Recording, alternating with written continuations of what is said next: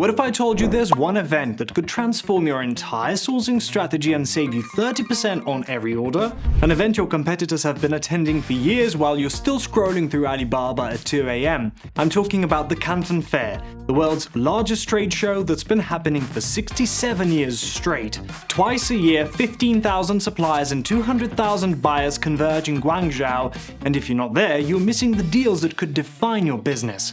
At World First, we attend and host a booth at every Canton Fair, helping thousands of sellers navigate this massive event and close deals efficiently. Today I'm sharing the insider knowledge we've gathered, from the visa tricks that save you hundreds to the exact negotiation tactics that get Chinese suppliers to drop their prices. This is your complete Canton Fair playbook. Let me paint you a picture. Imagine 15,000 verified suppliers under one roof. Actually make that 50 football fields of roof. We're talking about 1.2 million square meters of exhibition space in Guangzhou, China. This isn't some random trade show. The Canton Fair is divided into 3 phases, 5 days each. Phase 1 covers electronics and machinery. Phase 2 is home decor and gifts. Phase 3 focuses on textiles and fashion. Pick the wrong phase, you've wasted your entire trip. Here's what makes it different from online sourcing. You actually touch the product. You meet the factory owners face to face. No photoshopped images, no middlemen inflating prices. And that supplier who's been ghosting your emails? They can't ghost you when you're standing right there at their booth. Over 2,100 buyers from every country show up. And here's the kicker. Just by being there and buying direct, you're already cutting costs by about 30%. But here's the thing. Showing up is only half the battle. I've seen too many sellers land in Guangzhou completely unprepared and waste their entire trip. Let's make sure that doesn't happen to you. So what does proper preparation actually look like? Well, it starts way before you even book your flight, and there's some stuff nobody tells you that could make or break your entire trip. First things first, your visa. Skip the expensive agencies. Seriously. Just go directly to the Chinese embassy website. You'll need a business visa with an invitation letter, and guess what? You can download it for free from the Canton Fair website. Print 5 copies though, trust me on this one. Next up, let's talk about the apps you absolutely need before you even step on that plane. Here's your digital survival kit. Get a VPN before you leave. And I cannot stress this enough, no VPN means no Gmail, no WhatsApp, basically no connection to the Western internet. It's like going in blind. Download WeChat. This isn't optional, it's mandatory. Every single supplier communicates through WeChat. No WeChat equals no deals. Period. You'll also want Alipay for payments because cash is practically dead in China. Grab Didi for taxis. Forget about Uber, it doesn't work there. And here's a pro tip that'll save you hours of frustration. Download Gaudi Maps instead of Google Maps. It actually shows you the correct hall entrances, which is huge when you're dealing with a venue this massive. For translation, get both Google Translate with Chinese downloaded offline and Pleco Dictionary for business terms. Why both? Because the Wi-Fi crashes on opening day every single time, so you need that offline capability. Oh, and call your bank before you leave. Tell them your exact travel dates to China or your cards will get blocked faster than you can say fraud protection. Better yet, set up a World First account. It's what most legitimate Chinese suppliers prefer, and it shows you're serious about business.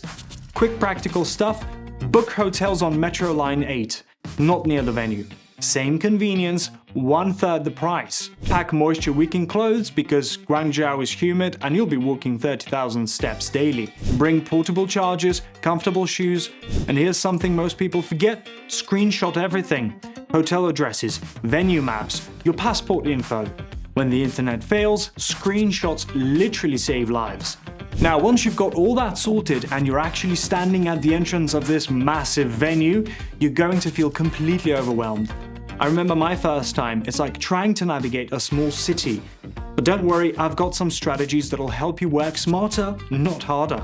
The Canton Fair has 4 exhibition complexes. Complex A and B are in Pazhao. Complex C requires a free shuttle. Complex D is in a completely different location. The halls are numbered by category, not location. So Hall 1.1 and Hall 1.2 might be in different buildings. Yeah, it's confusing. Here's a game-changing strategy that most people never think of. Never start at Hall 1 like everyone else does. Start at the back halls of your category and work forward. You'll face fewer crowds, meet fresher suppliers who haven't been bombarded with questions all day, and often get better initial quotes. The golden hours, 3 to 5 p.m. Suppliers are a bit tired, more relaxed, and surprisingly more open to negotiation. Morning energy is for browsing, afternoon exhaustion is for closing deals. And here's an insider secret: some of the best suppliers aren't even in the main halls. They're in the smaller, specialized sections that most buyers skip because they're focused on the flashy main exhibitions. But here's where things get tricky. You'll see beautiful booths, professional presentations, and suppliers who seem amazing on the surface. The problem is, not all of them are legitimate manufacturers. Some are just really good at putting on a show. I've watched people lose serious money to these fake suppliers, so let me teach you how to spot them in about 30 seconds. Ask them to show factory videos on their phone. Real manufacturers have hundreds of production videos readily available. Scammers? They'll make excuses or show you generic footage. Ask about the defect rate.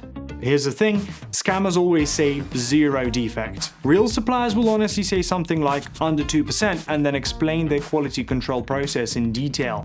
Here's the killer question that separates the real from the fake. Can you show me a product you rejected from your production line? Real suppliers will immediately pull out samples and proudly explain their quality standards. Fake ones won't have anything to show because they don't actually make anything. Now for the digital stuff. Pull up their Alibaba profile right there at the booth. Check those verification badges. Ask for 3 client references in your country and WhatsApp them immediately. Take a photo of their business license and Google that registration number on the spot. Ask if they accept World First payment. Most legitimate factories use it because World First actually verifies their identity. Scammers usually push for sketchy payment methods. Here's one that sounds silly but works every time: the selfie test. Ask them to write your company name on paper and take a selfie with you at their booth. I've caught multiple fake suppliers who were just using stolen booth photos this way. Okay, so now you've found suppliers you can trust. Great, but don't think the hard work is over. This next part is where I see even experienced buyers leave thousands of dollars on the table. Most people think negotiating is just about asking for a lower price, but there's actually an art to it, and if you do it wrong, you'll either get terrible terms or offend the supplier completely. Stop negotiating like you're haggling at a flea market. This is business, and there's a right way to do it. Never negotiate price first. I know that's what everyone wants to jump to, but start with MOQ, minimum order quantity. Get that down first, then tackle price. Suppliers have way more flexibility on quantity than they do on margins. Cultural stuff matters too. Hand business cards with both hands. It shows respect and you'll be taken more seriously. When they say maybe or it's too difficult, that's Chinese for no. Move on politely. Use a calculator app to accidentally show competitor prices while you're calculating. Works every time. Use the right terminology. Ask for FOB price, not just price. It shows you understand international trade. For payment terms, start negotiating at 30-70. That's 30% deposit, 70% before shipping. Then work toward better terms like payment after inspection. Here's a technique that makes people uncomfortable but works: the silence technique. After they quote you a price, count to 5 in your head. Say nothing, just let it hang there. They'll usually drop 5 to 10% just to break the awkwardness. Always ask, what's your best price for 3 times my quantity, even if you don't need that much. This creates price anchoring and gives you room to negotiate. Now, even if you negotiate like a champion and get amazing prices, there's one area where I see people accidentally blow their savings without even realizing it. It's in how they handle payments. And this mistake can cost you way more than a bad negotiation ever could. Stop paying in USD. Your Chinese supplier converts everything to RMB anyway, and you're eating a 3 to 5% conversion fee, sometimes twice if there are intermediary banks involved. Instead, pay directly in RMB, the Chinese local currency. Lock your exchange rate before negotiating, not after when rates might shift against you. This is exactly why experienced buyers use services like World First. Direct USD to RMB conversion in one step with transparent rates. Your payment confirms in hours, not days. And here's the kicker: suppliers see that you can pay instantly and suddenly you're getting better prices, lower MOQs, and priority production slots. Alright, so you've navigated the fair, found great suppliers, negotiated solid deals, and set up proper payment methods. You're feeling pretty good about yourself, right? Well, hold on, because this is actually where most people completely mess up everything they just accomplished. The follow-up after the fair is just as important as everything you do during it. Within 24 hours of getting home, send this exact message. Hi, name, great meeting you at booth X. As discussed, I need specific product at quantity. Photo from our meeting attached. Can you send formal quotation by Thursday? Specific. Timeline. Photo proof. Done. If you're planning factory visits, go Tuesday through Thursday only. Never Monday or Friday when there are skeleton crews running things. Film everything, focusing on 3 key things: production line actually running, raw material storage, and testing equipment. No testing equipment is a huge red flag, by the way. Create a follow-up timeline that looks like this. Day 3, share your company profile. Day 7, ask for those references.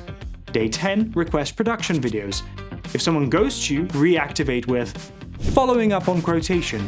If pricing doesn't work, please share your MOQ breakpoints. This simple message resurrects about 40% of dead leads. There you have it, everything you need to dominate your first Canton Fair.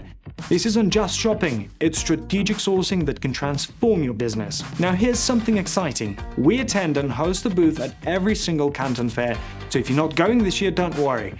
Follow our channel and we'll bring you online coverage straight from the show floor. You'll get to see the latest trends, meet suppliers virtually, and get real-time insights that'll help you prepare for your future trips. And remember, having the right payment solution is absolutely crucial. Sign up for World First using the link in the description. It's free to open an account, and you'll be ready to pay suppliers instantly at the fair, getting you those better prices and priority production we talked about. If this video saved you from making expensive mistakes, hit that subscribe button. Drop a comment with your biggest takeaway, and I'll see you in our next video where I break down exactly how to conduct factory visits like a pro. Remember, your competition is already booking their flights. What are you waiting for?